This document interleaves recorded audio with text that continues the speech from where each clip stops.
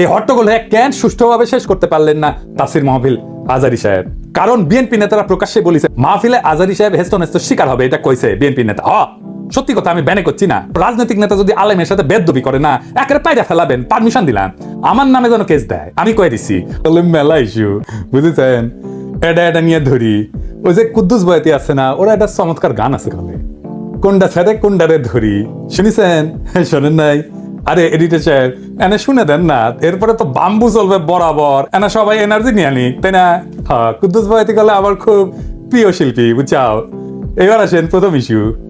আমি গতকাল কইছিলাম না যে আগাম নির্বাচনের ইন্ডিয়ার ইস্যু, বিনা সিক্রি কি বলেছিল? দেখেন তো এডিটর সাহেব, আবার দেখান। The political parties of Bangladesh are saying this to Mohammed Yunus. Elections first. The reforms are to be done only by an elected government. This is business. ঠিক তার পরদিন বলল ভারতীয় সেনা প্রধান যে 5 তারিখ নাকি সারাক্ষণ সে ওয়াকার সাহেবের টাচে ছিল। হ্যাঁ, ওর মুখেই শুনেন, নিজের মুখেই শুনেন, এই যে এডিটর সাহেব শুনে দেন। I'm in touch with the chief of Bangladesh during the time of when this changeover took place. I was in constant touch with him, and even thereafter, in November 24, we had a video conference also. As far as the military cooperation is concerned, is again going up in the same way. Our officers have moved there for the NDC also. When we talk about the relationship we should talk about when there is an elected government. So as of now, the relationship is with the military is well and perfect. তাইলে ওয়াকার সাহেবের মধ্যস্থতায় যা যা হয়েছে পাওয়ার ট্রান্সফারের, তা Indian সেনাবাহিনীর সাথে আলাপ করে হয়েছে, ঠিক কিনা? এবার বুঝেছেন তো বিপ্লব কখন কেমনে কোনটি গেছে? আমি কই নাই আগে? কইছিলাম। কই নাই আগে? ক্যান্টনমেন্টে যায়েন না কইছিলাম না? কইছিলাম। এখন বুঝেছেন তো যে মাখা ভাত খাইছেন আর জনগণরে খাওয়াইছেন, তা মাইকা দিছিল ইন্ডিয়া। আর কি কইছে? নির্বাচিত সরকার আসলে সম্পর্ক স্বাভাবিক হবে। আবার শুনেন। When we talk about the relationship we should talk about when there is an elected government. তার মানে বিএনপির সাথে সেটেলমেন্ট হয়ে গেছে, বিএনপি ক্ষমতাতে আসলে তার আর ডিস্টার্ব দেবে না, তার আগে যত পারা যায় ডিস্টার্ব দেবে, ঠিক কিনা বলেন? এবার আসেন দ্বিতীয় ইস্যু। বিশিষ্ট বাম মোশাহিদা সুলতানা হাঙ্কেরে প্রথম আলো ওটা একটা জুলাই বিপ্লব নিয়ে কলাম লিখেছে। সেটি লিখেছে আনু মোহাম্মদ নাকি এক দফা ঘোষণা দিছিল, আর তারপরেই নাকি হাসিনা পলাইছিল, বুঝাও। লিখেছে প্রেস ক্লাবে হাসিনা পদত্যাগের এক দফা দাবি ঘোষণা করেন অধ্যাপক আনু মোহাম্মদ। ঘোষণার পর একটি মিছিল প্রেস ক্লাব থেকে যাত্রা করে শহীদ মিনার অভিমুখে। বিগত দিনগুলোর কারফিউর থমথমে পরিবেশকে পেছনে ফেলে এই মিছিলে অংশ নেয় দলমত, শ্রেণী, পেশা, বয়স নির্বিশেষে সব ধরনের মানুষ। হাসিনার পদত্যাগের দাবিতে ঐক্যমত এবং জনসমর্থন সেদিনই দৃশ্যমান হয় জনসমক্ষে। ওরে বাবা, আপনারা জানেন এক দফা ঘোষণা করে ছাত্ররা 3রা আগস্ট শহীদ মিনার থেকে। এই যে না, এইটা সাহেব গুগলে এক দফার ঘোষণা লিখে সার্চ দেন তো কি কি আসে। দেখেছেন আনু মোহাম্মদের নাম আছে। দ্রোহযাত্রার প্রধান দাবি কি ছিল? দ্রোহযাত্রা দিয়ে একটা সার্চ দেন না এইটা সাহেব, 24 ঘন্টার মধ্যে সবার মুক্তি। দেখেছেন? হ্যাঁ, সরকারের পদত্যাগ চাইছিল, কিন্তু সেটা এক দফা ছিল না, মেলা দফা ছিল তার সাথে। এভাবে ইতিহাস পাল্টায় যায়, বুঝছাও। এভাবেই প্রথম আলো তার পক্ষের বয়ান তৈরি করে বামেদের লেগে। মানে রক্ত দিল সবাই, আর নেতৃত্ব হয়েছে বামের। এবার আসেন চট্টগ্রামের ওসি নিজামরে ধোলাই দেওয়ার ঘটনা, বিএনপির প্রতিক্রিয়া নিয়ে একটা কথা কয়ে নি। নিজাম একজন দুর্বৃত্ত পুলিশ অফিসার ছিল। ওসি নিজামউদ্দিনের মা খালেদা মেম্বার, সভাপতি বাংলাদেশ মহিলা আওয়ামী লীগ বড়ইতলি চকরিয়া। এই যে সিআইপি সালাউদ্দিনের পাশের ছবিটা দেখেন, আর একটা ছবি দেখেন ওসি নিজামের। দেখেছেন বন্দুক ধরে আছে কিংকা করিয়া। তখনও কোতোয়ালি থানার ওসি ইনভেস্টিগেশন। 2014 সালে চট্টগ্রাম বিএনপি পার্টি অফিসের সামনে বিএনপি কর্মীদের বুকে ও বন্দুক ধরেছে নিজের হাতে। দেখেছেন? ওরা কিছুই করা হয়নি, ধরে থানায় দেওয়া হয়েছে। টানাটানির সময় জামা ছিঁড়িছে। থানায় দেওয়া হয়েছে কেন?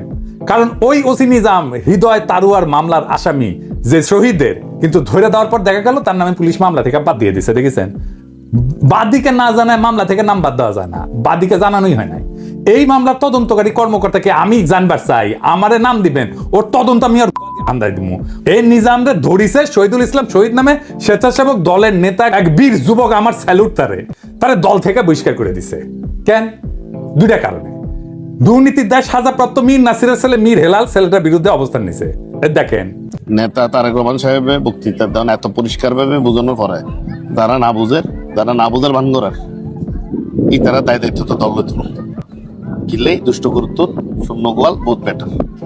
আর পুলিশ অ্যাসোসিয়েশন বিবৃতি দিছে খুনি নিজামের জন্য ওদের মনে নাকি গভীর সমবেদনা তৈরি হয়েছে। হারামজাদা, হাজারের উপরে ছাত্র জনতারে পাখির মতো গুলি করে মাইরা ফেলাইছো, 25,000 ছাত্র জনতাকে চিরজীবনের জন্য পঙ্গু করে দিছো। ঠোলার বাচ্চা ঠোলা তোর হৃদয় আছে মাদার।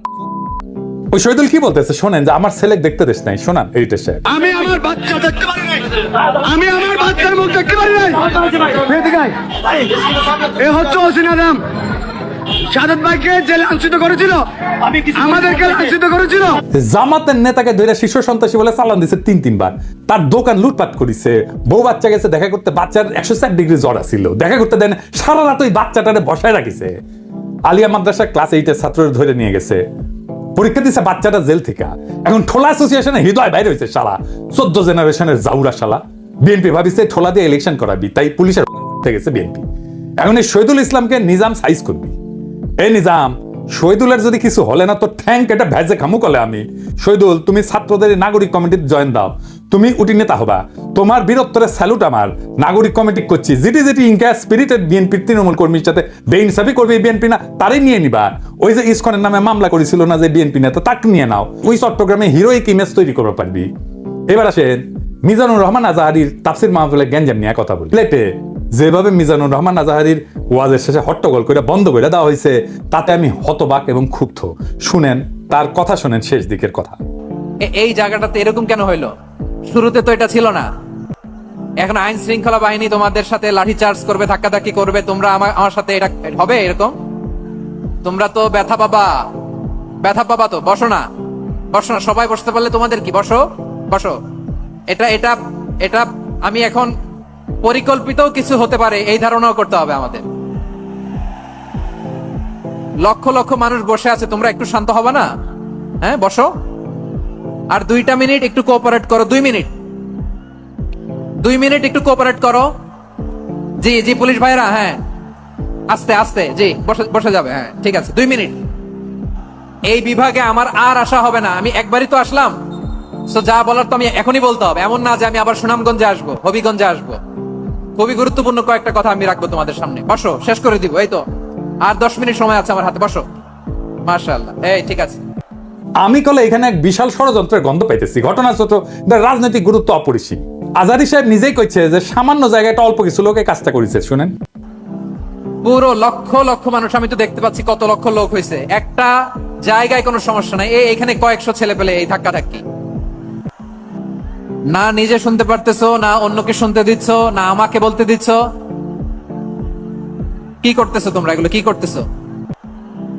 আমি আজকে just as a gesture of goodwill আমি নামটা কইলাম না কে করিছে, কয়া দিব কিন্তু কে করিছে এইটা। এই হট্টগোল হয়ে কেন সুষ্ঠুভাবে শেষ করতে পারলেন না তাফসির মাহফিল আজারি সাহেব? কারণ বিএনপি নেতারা প্রকাশ্যে বলেছে মাহফিলে আজারি সাহেব হেস্তনেস্ত শিকার হবে, এটা কইছে বিএনপি নেতা। সত্যি কথা, আমি ব্যানে করছি না। এই যে শুনেন, রহমান আজারি বক্তব্য রাখে বিএনপির বিপক্ষে, এত সাহসে কোথায় পায়? আপনি এই জামাতের পক্ষে কথা বন্ধ করেন, নাহলে এই দেশে মানুষ যেভাবে আপনার এই যে মাহফিল করে, মাহফিলে কিন্তু আপনি আস্তে আস্তে শিকার হবেন এই মুসল্লিদের কারণে। কারণ এই মুসল্লি কিন্তু বিএনপিকে পছন্দ করে, এই মুসল্লি কিন্তু অন্য সংগঠনকে পছন্দ করে। কিন্তু আল্লাহর নামে স্লোগান দিয়ে, ধর্মের কথা বলে, মাথায় টুপি লাগিয়ে, পাঞ্জাবি পরে বিএনপিকে বলবেন না আপনি, তাহলে কিন্তু আস্তে আস্তে শিকার হবেন। আবার যে কোনো মুহূর্তে কিন্তু আপনি দেশান্তর হতে পারেন। ঠিক তার পরদিন এই ঘটনা ঘটলো। তার আগে তো অনেক নেতা, রিজভী ভাই তার সহকর্মীদের তাতায় রাখছে। এখন আজারির উপর কেন বিএনপি বিলা? এর কারণে এক, বিএনপির তো জমায়েত করতে টাকা খরচা হয়, এমন কোন বক্তা নাই যার বক্তৃতা শোনার জন্য লাখে লাখে মানুষ যাবে। খালেদা জিয়া বা তারেক রহমান আসলে যাইতে পারে, কিন্তু দেশে আছে এমন কোন নেতার বক্তব্য শুনতে এখন আর যাবে না লাখে লাখে লোক। আর আজারির বক্তব্য শোনার জন্য স্মরণকালে সর্ববৃহৎ সভা হচ্ছে, যেটি যাচ্ছে সেটি হচ্ছে। এটা গা টাটাইতেছে বিএনপির। জনসমাগম মানে ক্ষমতা, বুঝাও? আমাদের ভিডিওর ভিউ গেলে ক্ষমতা, আমাদের পোস্টে লাইক শেয়ার ক্ষমতা, এই ক্ষমতাকে বিএনপি চ্যালেঞ্জ মনে করিচ্ছে। আর 2 নাম্বার, ইন্ডিয়ার ডরায় জনপ্রিয় ইসলামী বক্তারে। এই জন্যই তারা চড়াও হয়েছিল মৌলানা দেলাওয়ার হোসেন সাইদের উপরে। আজারি সাহেব ইভেন বিগার থ্রেট তাদের জন্য বড় ভয়, কারণ সংঘবদ্ধ মুসলমানে তাদের ভয়। আজহারি জামাত করে না, তার বয়স কম, তারা যুদ্ধাপরাধী বানাইতে পারবে না। চমৎকার কথা বলে, আধুনিক, মননশীল, অপূর্ব সুন্দর গলা, আর চেহারা মাশাআল্লাহ, ইংরেজি বলতে পারে ভালো। এইরকম একজন দায়ীকে কোনোভাবে টলারেট করবে ইন্ডিয়া? করবে না। এক বেকুব তার মাথার দাম ধার্য করেছে, শুনেছেন? শুনেন, শয়তান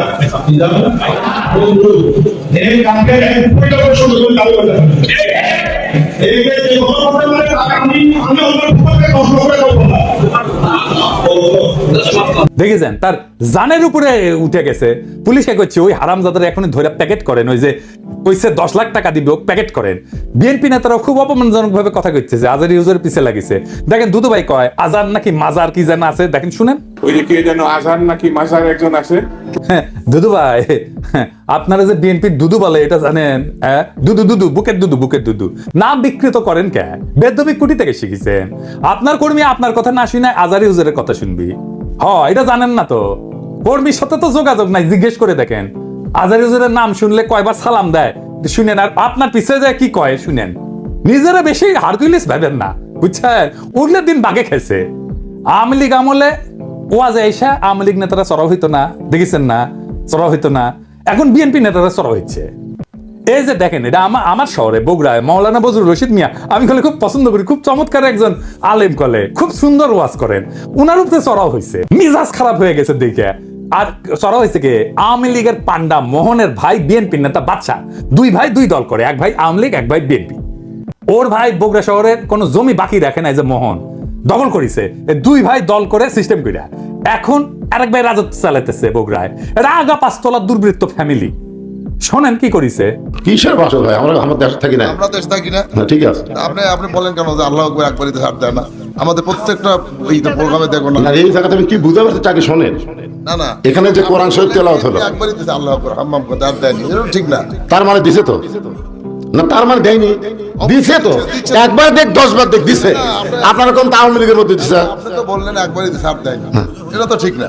আমি একটু আমার প্রধান বক্তার সাথে দ্বিধার করেছিলাম যে উনি বলতে চেয়েছিলেন যে একবারই হাম্মাম সাহেব বলছেন, এটা তারপর কি বলছেন আমি আসলে এই করি যখন বলছে একবার বলেছেন, আমি সেটাকে দ্বিধার করেছি। আমরা ইসলাম কারো ব্যক্তিগত সম্পত্তি নয়, ইসলাম সকল মুসলমানের সম্পত্তি। কেউ যদি মনে করে এটা আমার ইসলাম আমার একাধিক আর করো না, এটা তো সঠিক না। যারা ক্ষমতা থাকতে যা করেনি, এরা ক্ষমতা যাওয়ার আগেই তার সাথে বেশি করতেছে। তোর কথা ঠিক কি না? রাধা বাসাত আউট হয়ে গেছে। মাহফিলে যারা যাবেন, কোন রাজনৈতিক নেতা যদি আলেমের সাথে বেদবি করে না, একটা পায়দা ফেলাবেন, পারমিশন দিলাম, আমার নামে যেন কেস দেয়, আমি কয়ে দিছি। আর হুজুরেরা আপনাদের বলি বেদবি নিয়েন না। আপনারা কোন আক্কেলে এই সমস্ত রাজনৈতিক দুর্বৃত্তদের ওয়াজের মঞ্চে আপনাদের পাশে বসতে দেন? ওদের সেই যোগ্যতা আছে আপনার পাশে বসার? পাবলিকে তো আপনার ওয়াজ শুনবার এসেছে নাকি? ওই গুলো ক্ষমা দেখবার আসছে, তা তো আসে নাই। আমি দুঃখিত, মুখ খারাপ করলাম হুজুর, বেয়াদবি মাফ করে দিয়েন, কিন্তু এই তো মেজাজ খারাপ হয়ে যায়। তো আপনি কেন ওগ্রে পাশে বসান কেন? আপনার ওয়াজের জমায়েতের ফুটেজ খাবার আসে, ওই হারামজাদা নিজেরা দেখলে তো পাবলিক আসবে না, কথাও কবে পারে না। আপনার ওয়াজের জমায়েতের ফুটেজ খাবার আসে, এটি এসে সে দেখায় যে আমি মেলা বড় নেতা। এগুলোর পাত্তা দিবেন না, দাবরানি দিবেন, সাইজ হয়ে যাবে। ওয়াজের দিন তারিখ যেদিন ফাইনাল করবেন ওই সময় কয়ে নেবেন মঞ্চে, যেন কোনো রাজনৈতিক নেতা না উঠে। এই হারামজাদাগুলো সেকুলার সাজে, কয় যে ধর্মকে রাজনৈতিক উদ্দেশ্যে ব্যবহার করা যায়। তুই উঠিস কেন ওয়াজের ইয়েতে? তুই রাজনীতি করিস তো, তুই ধর্মকে ব্যবহার করিস কেন? তাইলে তুই উঠিস কেন ওয়াজের স্টেজে, মঞ্চে? কোন রাজনৈতিক নেতারা বক্তব্য দিতে দেওয়া যাবে না। ওরা কয় না নির্বাচনে আসেন, রাজনীতিতে আসেন, কয় না? হ্যাঁ, এই যে দুদু ভাই কইছে, এই যে শুনেন। ভাইরে রাজনীতি করবেন সোনামে আসে, 2.5 লাখ 40 লাখের রাজনীতি করেন। এবার কইবেন তুই এটা ওয়াজ কর, নিজে কর, দেখি হাউ মেনি প্যাডিতে হাউ মেনি রাইস, পারিস নাকি দেখি। আগামীর বাংলাদেশে রাজনৈতিক দুর্বৃত্তদের ঠাঁই নাই। হাজারো ছাত্র জনতা এমনি তাদের জীবন দেয় নাই। আমরা নতুন রাজনীতি চাই, আমরা নতুন কণ্ঠস্বর চাই, আমরা ফ্রেশ জিনিস চাই, সেকেন্ড হ্যান্ড মাল না।